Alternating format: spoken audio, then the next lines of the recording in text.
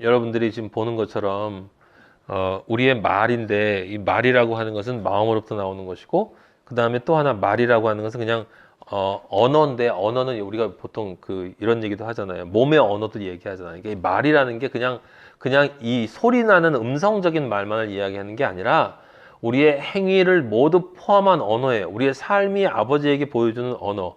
판토마임 있잖아. 몸으로 이렇게 하는 거, 이렇게. 그것도 언어라고. 그러니까 그걸 단순하게 이렇게 성경에서 얘기하는 이 단어로만 집착을 해서 말이 중요하다. 그래서 입을 조심해야 세상 사람들이 얘기하는 것처럼 겸손한 말을 하세요. 그래야 사람들한테 인정받고 성공하십니다. 라고 하는 그런 싸구려 얘기를 하는 게 아니에요. 아버지는 늘 본질적인 이야기를 하는 것이기 때문에 중요한 건 결국 네 마음이 바로 서야 네 몸이 바로 선다는 뜻이지 이게.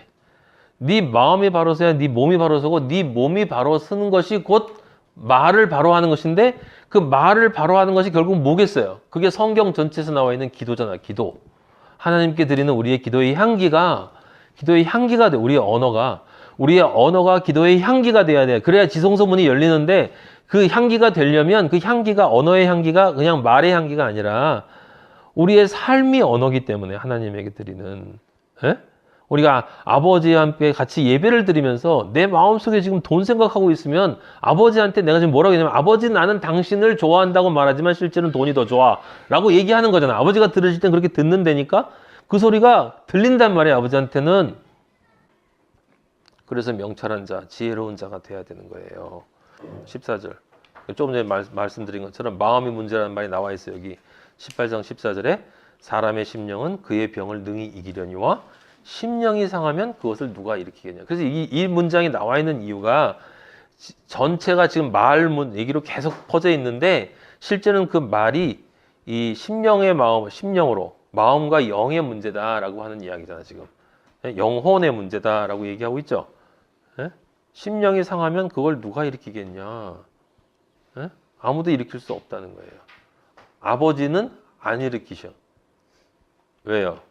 왜냐하면 상했다는 이야기는 이제 저쪽으로 갔다는 이야기이기 때문에 사탄 쪽으로. 사람의 마음의 교만은 12절 보면 아까 우리가 사람의 마음의 교만이라고 그랬잖아요. 교만이라고 하지 않고 마음의 교만이라고 얘기했잖아요. 여기 마음의 교만, 심령이 상하면 이라고 하는 말들은 결국 18장에서 말에 대한 얘기가 계속 나오지만 이 18장을 가지고 여러분 말 조심합시다. 부부 사이에도 뭐 가족 간에도 이런 사람은 진짜 유치한 사람이에요. 성경을 정말 모르는 사람이야.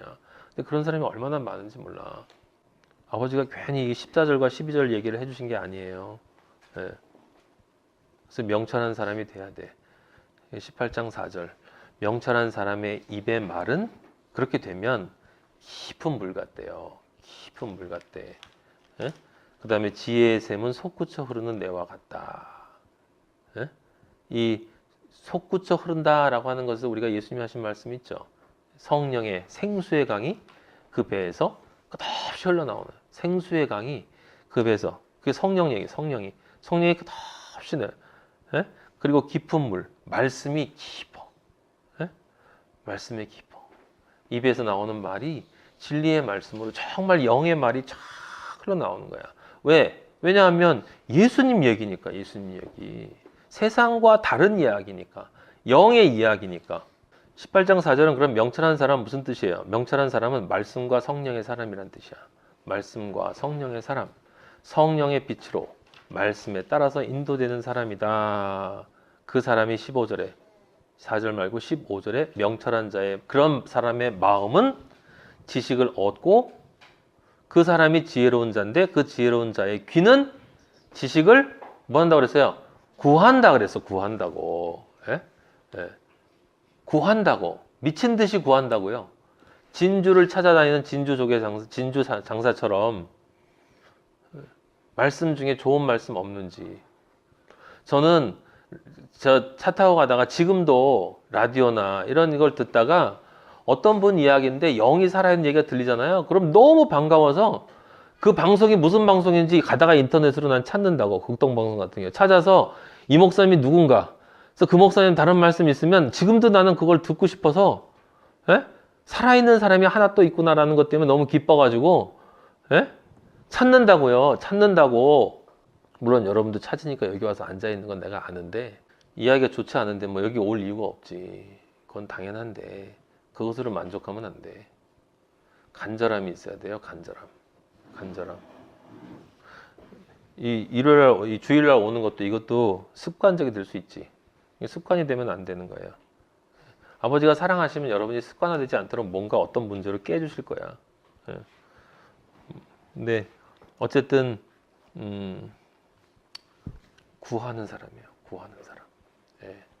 혹시 뭐 어디 없나? 예. 전 진짜 그렇게 살았어요. 아버지 만나고 지금까지.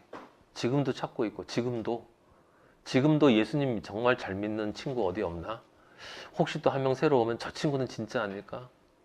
너무 간절히 그립고 미친 듯이 그리워 정말 예수님 사랑하는 사람이. 그니 사랑하는 사람처럼 보였는데 나중에 또 이렇게 떨어지는 거면 얼마나 안타깝겠어. 속으로 내가 표현을 할 수 없어도 아버지한테 기도하고 제발 좀 다시 이렇게 세워달라고. 지식을 구하는 자, 이 명철한 마음은 지식을 얻고 지혜로운 자는 지식을 구한다. 이게 지금 여기까지 이러한 사실들 있잖아요. 그러니까 하나님으로부터 분리되어 나가는 자가 이런 사람들이고 그런 사람은 멸망할 수밖에 없고 그러지 않기 위해서는 명철을 찾아야 된다. 하나님의 말씀을 정말 간절히 그리워해야 된다라고 하는 것을 안다라고 하는 것은 뭐냐. 그것에 대해서 이제 정리를 해주는 게 18장 16절에 그것을 안다라고 하는 게 뭔가 설명이 쭉 나오는데 16절에 보면 이렇게 쓰여 있어요.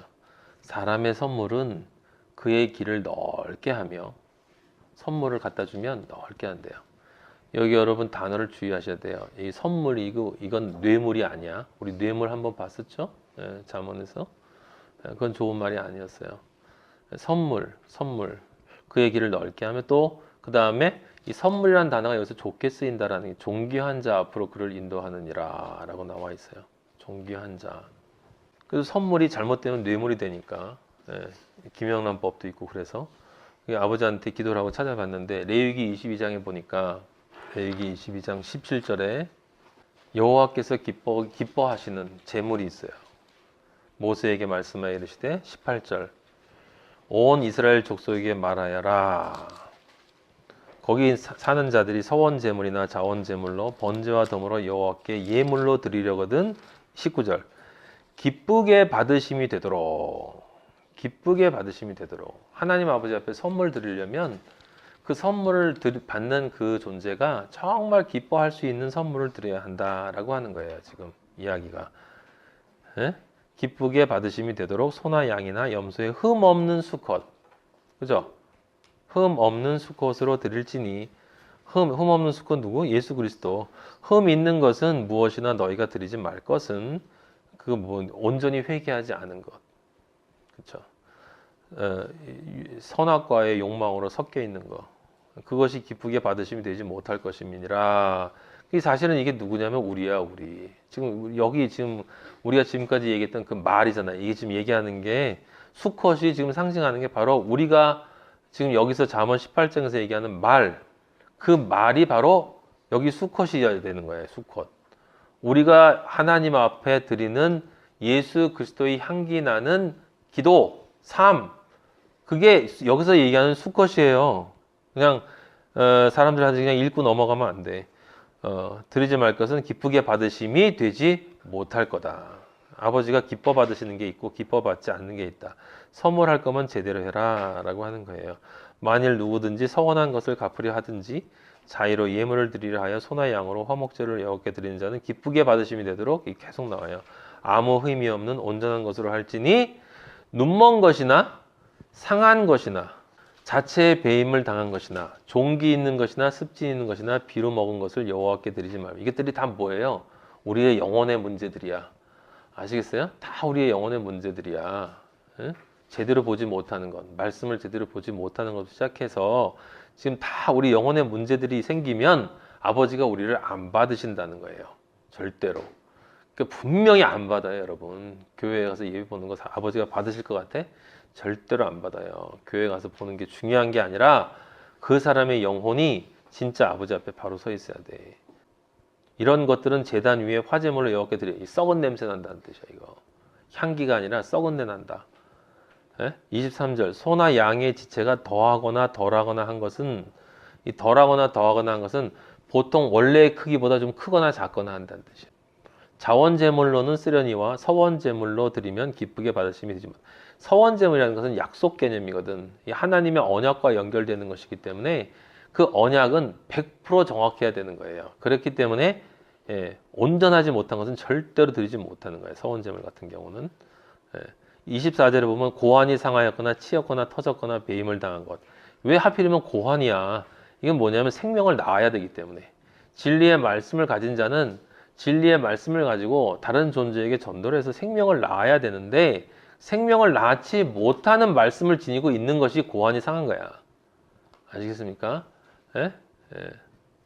너희의 땅에서 이런 일을 행하지도 말며 외국인들이 이런 것을 하냐. 이는 결점이 있고 하나님의 음식으로 드리지 말라. 결점이 있고 흠이 있는 것인즉 너희를 위하여 기쁘게 받으심이 되지 못할 것임이니라. 그리고 거기 여호와께서 모세에게 말 조금만 더 드릴게요. 이르시되 수소나 영이나 쭉 드리거든 이래 동안 그것의 어미와 같이 있게 하라. 7이고 여덟째 날 희년이 나와요. 여덟째 날 여호와께 화목제로 예물을 드리면 기쁘게 받으심이 되니라. 28절 암소나 암양을 어미와 새끼를 같은 날에 잡지 말지어다. 너희가 여호와께 감사제물을 드리려거든 너희가 기쁘게 받으심이 되도록 드릴지며 그 제물은 그날에 먹고 이튿날까지 두지 말라. 나는 여호와이니라. 기쁘게 받으심이 되도록 제물을 드리는데 그날 먹고 이튿날까지 두지 말래요. 그건 무슨 뜻이냐면 하나님에게 여러분이 감사하는 것은 매일매일 새로워야 돼. 주의 말씀은 나에게 늘 매일매일 인자하심이 매일매일 새로운 것처럼 우리의 감사는 매일매일 새롭게 하나님 아버지 앞에 우리가 아침에 일어나는 그 순간에 오늘 새롭게 아버지 앞에 첫사랑을 드리고 아버지께 감사하고 아버지의 은혜를 기뻐하면서 이렇게 드려야 되는 거다라고 하는 거예요. 한 번 써먹고 그거 가지고 첫사랑 한번 경험했다고 그거 가지고 계속 써먹으면서 내가 옛날에 이렇게 은혜 받았다고 간증하는 그런 거 가지고는 안 돼. 오늘이 중요한 거예요. 오늘 우리 하나님 아버지 앞에는 늘 오늘이에요. 그럼 결국 이게 무슨 말이냐? 요약된 문장이 여러분이 잘 아는 바로 로마서 12장 1절이야. 그러므로 형제들아 내가 하나님의 모든 자비하심으로 너희를 권하노니 너희 몸을 하나님이 기뻐하시는 거룩한 산 제물로 드리라. 이는 너희가 드릴 영적 예배니라. 여러분 12장 1절도 우리 옛날에 로마서 봤지만 하나님에게 제물로 바치라는 게 뭐냐면 너희 몸이야. 여기 몸이라고 써놨어요. 몸. 그럼 아버지 우리의 몸을 바치고 우리의 혼과 영은 안 바쳐도 됩니까? 라고 했는데 그 뒤에 뭐라면 이는 너희가 드릴 영적 예배라는 거예요. 영적 예배. 그게 무슨 뜻이에요? 몸을 바친다는 얘기는 몸을 거룩한 산 제물로 바친다는 이야기는 그 몸을 바칠 수 있는 마음을 가진 혼과 영이 하나님에게 온전하게 서 있다는 뜻이란 말이에요. 그래서 몸을 바치라. 그 몸만 바치고 영혼은 안 바쳐도 된다. 그건 말이 안 된다. 인간은 사기꾼들이라 그렇게 머리를 굴려요 또. 하지만 하나님의 영의 세계에서는 이게 따로따로 노는 게 없어. 따로따로 노는 게 없어요. 우리 몸이 하나님에게 거룩한 산 제사로 정말 바쳐진다면 당연히 우리의 혼과 영은 이미 하나님께 제사로 바쳐진 거예요. 그래서 2절에 너희는 이 세대를 본받지 말라. 그들처럼 이쪽에서 떨어져 나가지 말고 그쪽에서 떨어져 나오라는 얘기지. 오직 마음을 새롭게 함으로 변화를 받아. 그러니까 여기 지금 너희 몸을 기뻐하시는 산 제물로 드리라는 게 무슨 뜻이냐면 마음을 새롭게 함으로 변화를 받으라는 뜻이지.